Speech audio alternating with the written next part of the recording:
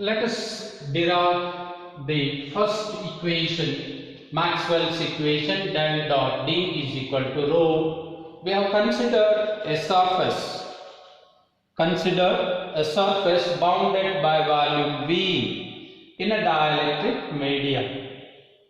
In a dielectric medium, there are two kinds of charges, what is known as free charges and induced charges. Let rho and rho P be the charge densities of free charges and say polarized charges. So let us apply Gauss law in dielectrics. So according to Gauss theorem, say proof here, I am discussing proof. According to Gauss theorem in dielectrics, see this surface integral, when I write, yes, it is a surface integral, it is a double integral. Please keep in mind, you need not write double integral here when it is written. Say here, yes means surface integral, it is a double integral. EDS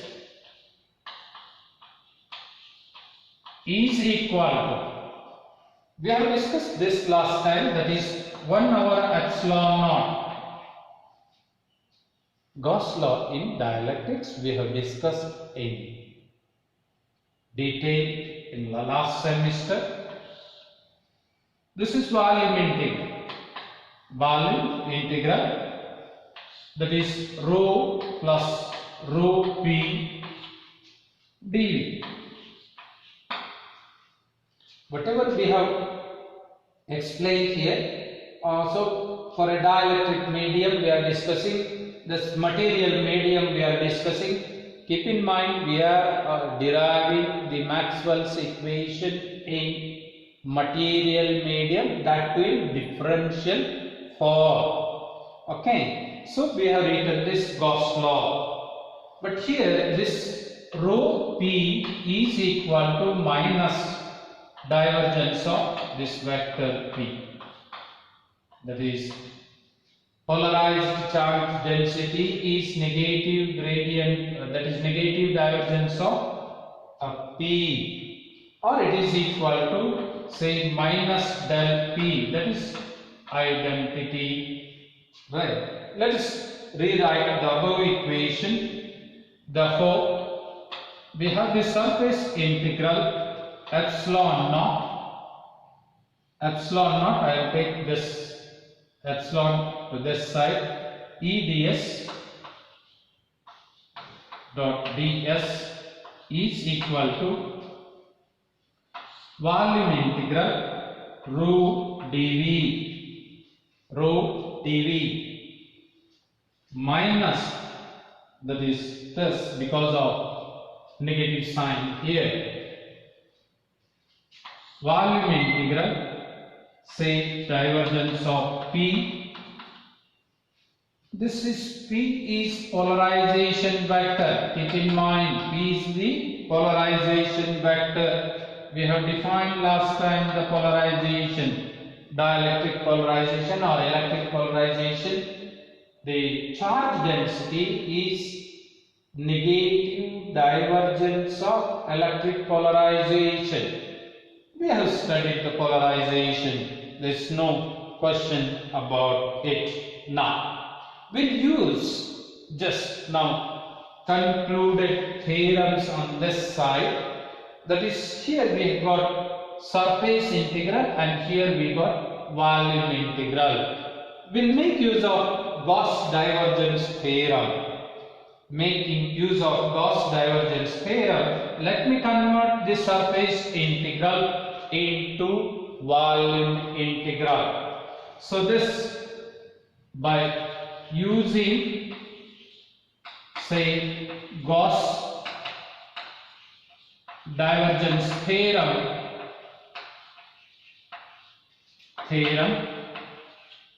right, that is integral, that is surface integral epsilon naught E dot ds can be written as a volume integral of this vector E, that is volume integral, say divergence of this epsilon naught E. Look at the statement of Gauss divergence theorem. Let me write on this side. So let us call this as equation 1, say 2, 3 and so on. So let us substitute this in this equation. Right. So here I write volume integral divergence of epsilon naught E dV is equal to, the other side we have the volume integral, that is volume integral for V rho dV, say minus volume integral divergence of P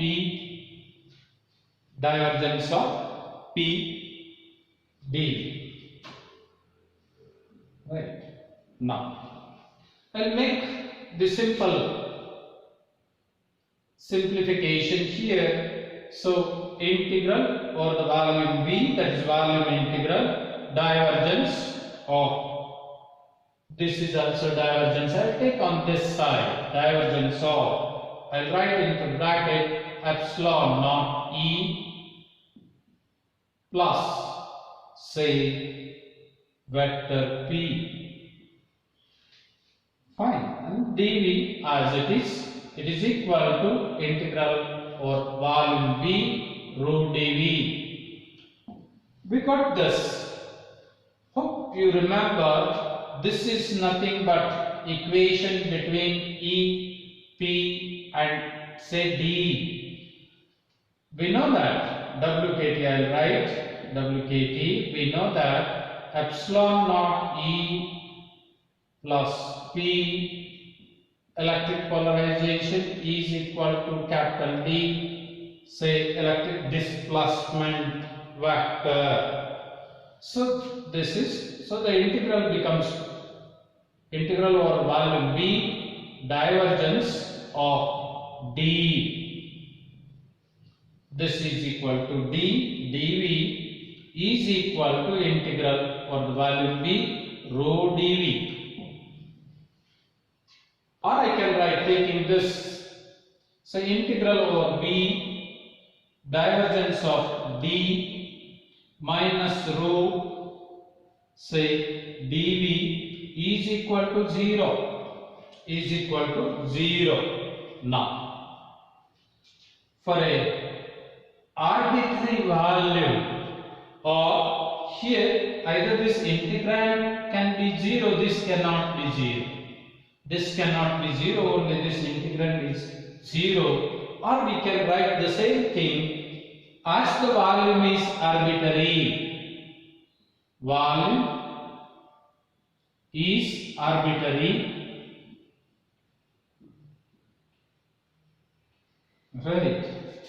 We can write this divergence of D minus rho is equal to 0, or we can write divergence of say D vector D is equal to rho, that is del dot D is equal to rho, and hence the proof which I have written.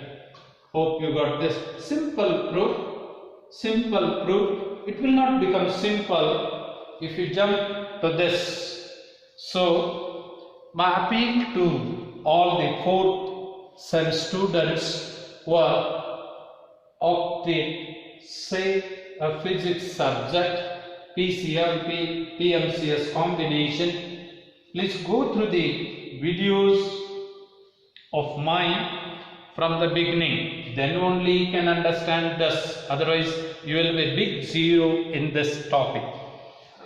I request all of you to watch them repeatedly, and if you have any doubt, you do ask. Let us go for the second equation. I'll prove it here. Second equation. that is Maxwell's second equation. It's a simple equation, that is del dot B is equal to 0. This is second equation. And we have to prove this, proof of this. To prove this, see, we know when we have studied magnetism or magnetostatics, we know very well isolated poles does not exist. You cannot have a charge, isolated charge. So isolated poles cannot exist.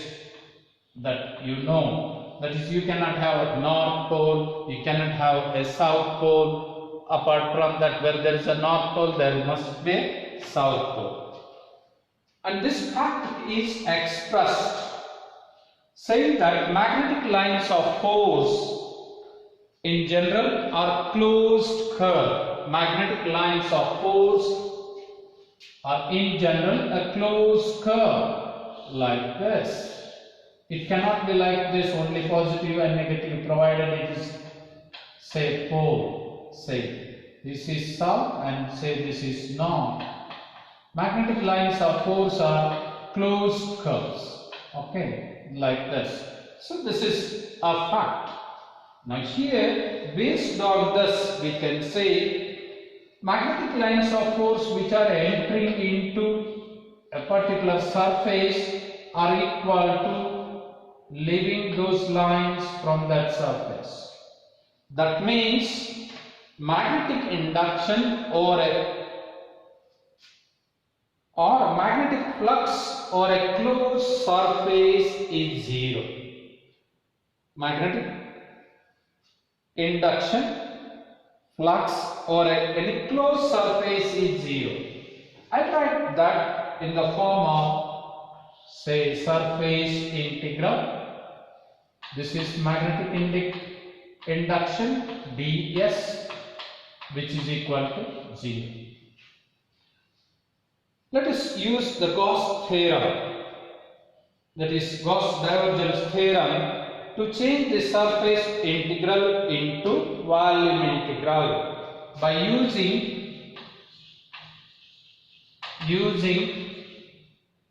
Gauss divergence theorem.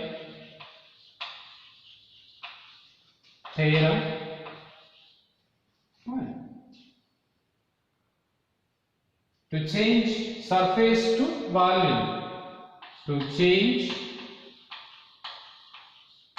surface integral, I will write only integral to volume integral. This is volume integral. So let us convert this. This is integral or volume V. This is triple integral. This is double integral, please.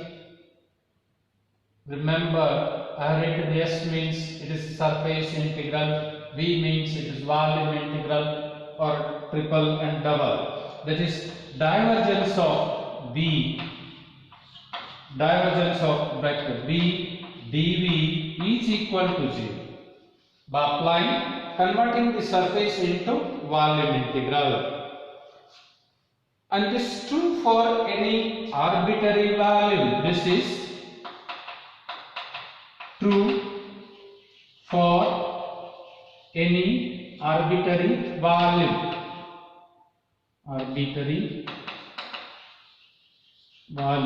Keep in mind, when we are equating with 0, this integrand can be 0, not this. Therefore, divergence of B is equal to 0 or del dot B is equal to 0.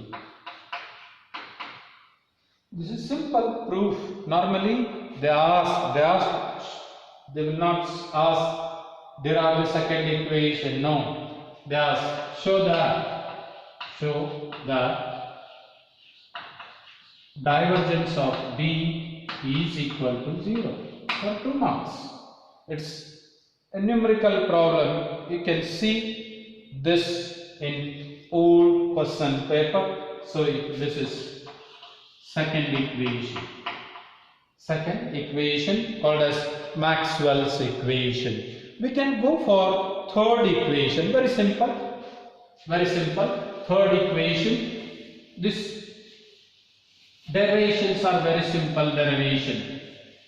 It's not that like another big derivation or a theorem. So let us write this equation number 3. Del cross E, that is curl of vector E, is equal to negative gradient of, say, dou B by dou T. This can be written as curl of E is equal to minus dou B, this is dou B by dou T. Well, now this magnetic flux, I said it is based on Faraday's laws of electromagnetic induction. So magnetic flux or any arbitrary surface, yes, proof I am writing.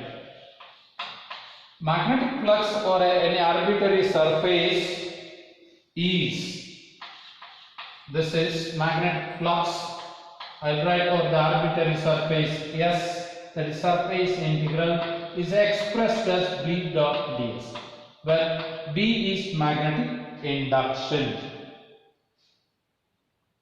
Now this, according to Faraday's laws of electromagnetic induction, we know that E is equal to minus dou phi by dou T.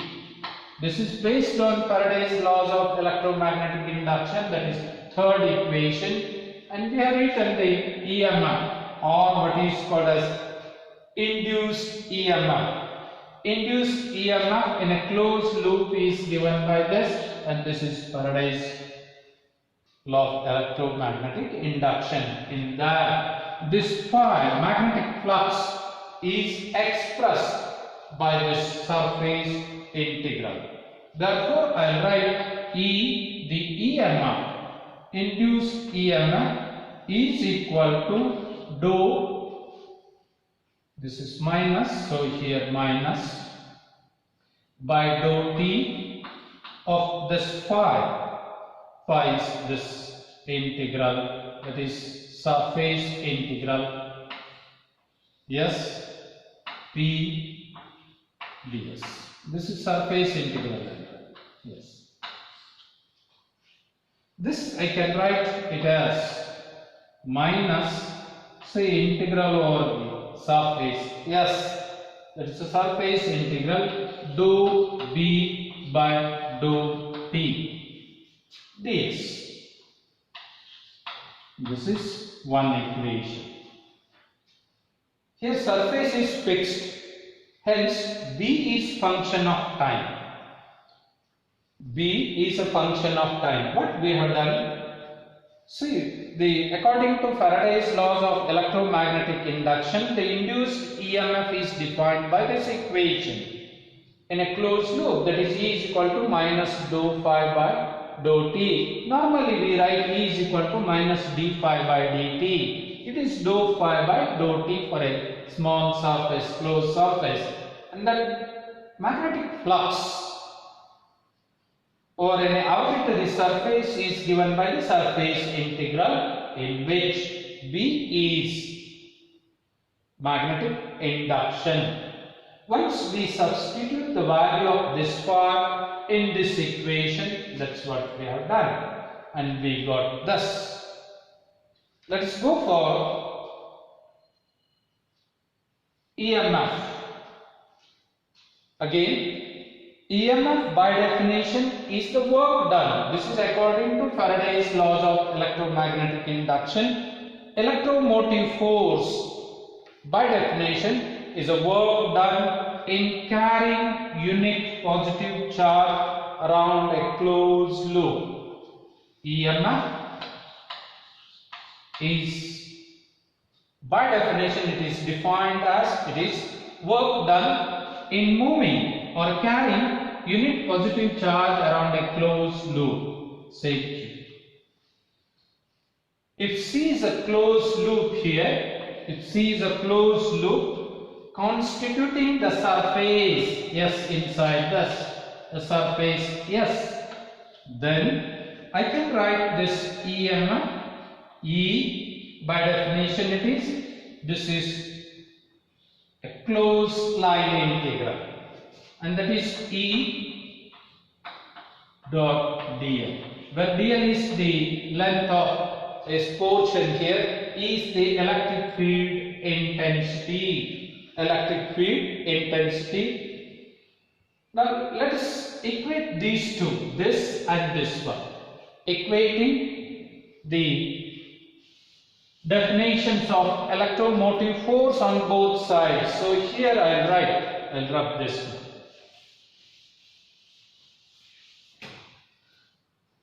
Say closed line integral E dl. Okay, E dl is equal to minus, say, surface integral dou B by dou T ds.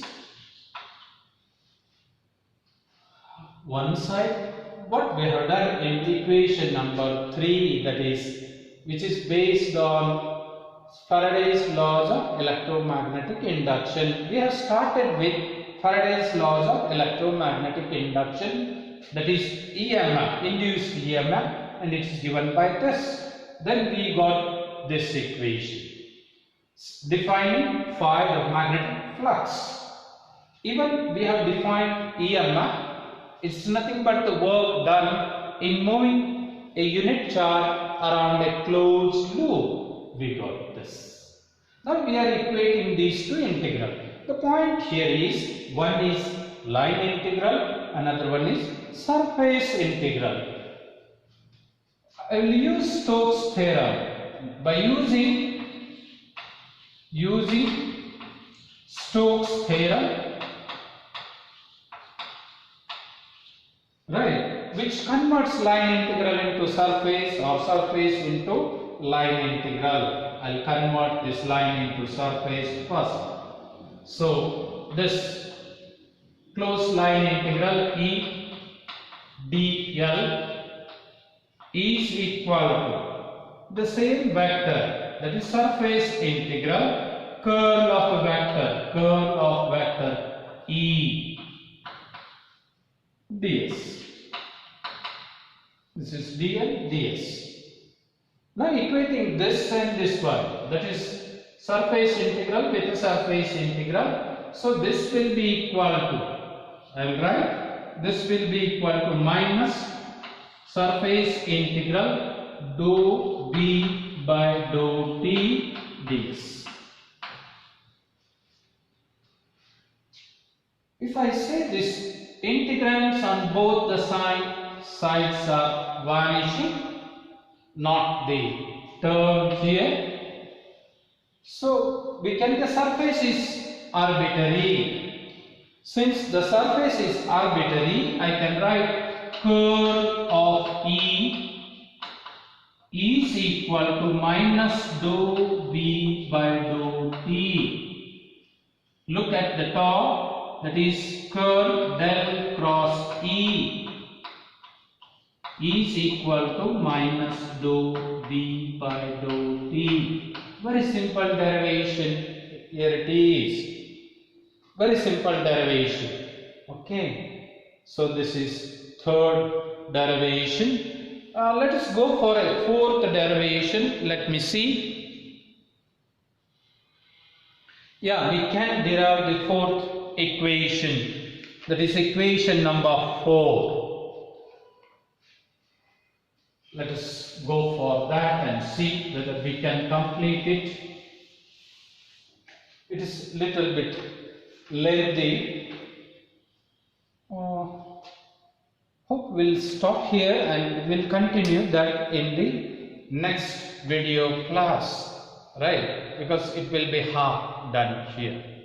Well, what we have done so far today, or say so far under a topic what is called as electromagnetic theory. We tried to learn, we means both you and me tried to learn some mathematical tools like gradient of a scalar, then divergence of vector and a curl of a vector. In addition to this, including their physical significance, what is curl means, what is divergence means, what is gradient means, physical significance, line integral, surface integral, volume integral, and then those two theorems, that is Gauss and Stokes theorem. Gauss and Stokes theorem. By knowing this much, we could able to understand what is there in those equations called as electromagnetic equations. First, second, third, fourth. We try to get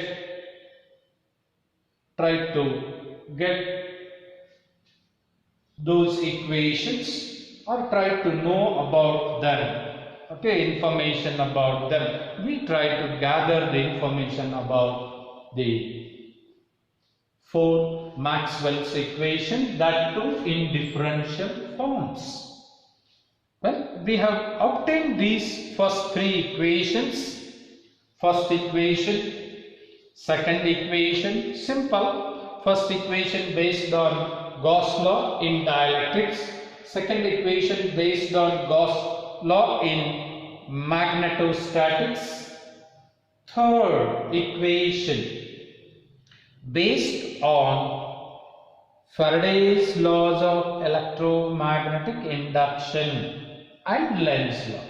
Simple, we have assumed that induced EMF is rate of change of magnetic flux.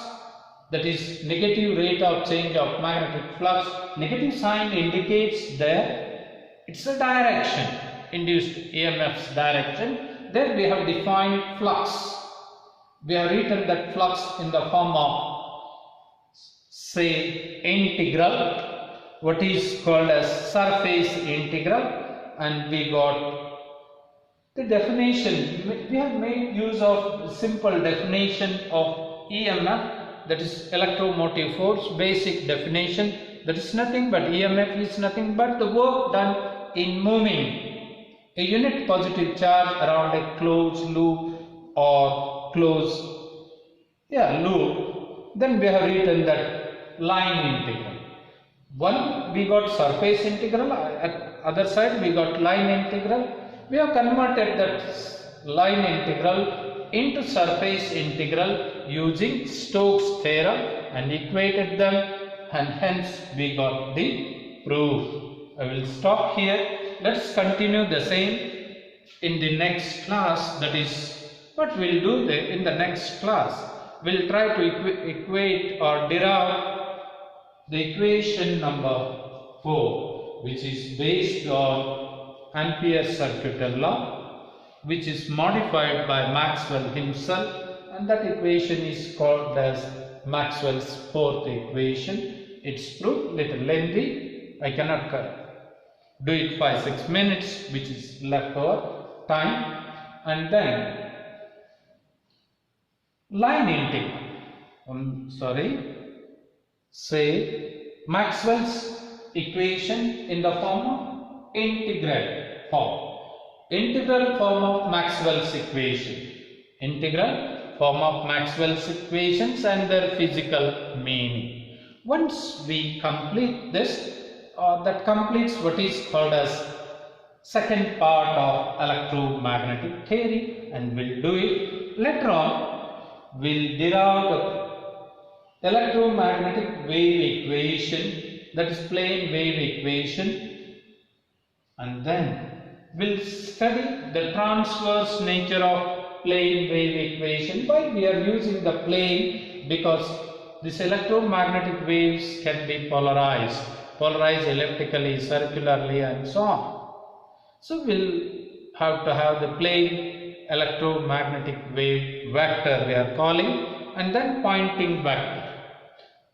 Hardly I need 1 or 2 hours to complete this electromagnetic theory. Once again I appeal to the students of 4th sem, start watching the videos. You start from the beginning. In between you cannot understand this and you may get bored out of it. Already I have uploaded the notes today. Even I have uploaded the notes of remaining things here. Okay, thank you.